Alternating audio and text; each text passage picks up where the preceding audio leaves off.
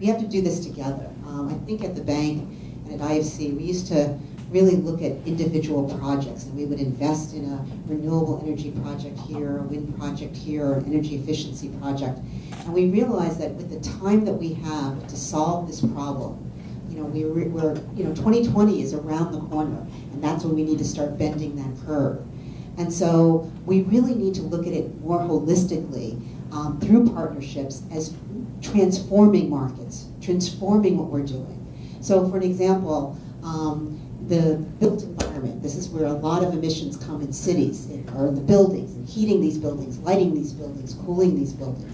And we used to look at just like, well, let's do a green building here, and let's do a green building here.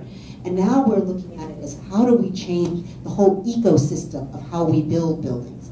And to change an ecosystem, it means you have to reach out to partners. That means we have to engage with governments on building codes. We have to engage with developers and architects on how they build and how they design buildings.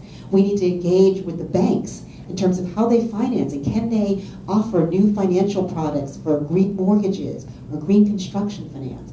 And we need to come together in terms of standards for building green. So transforming the whole market.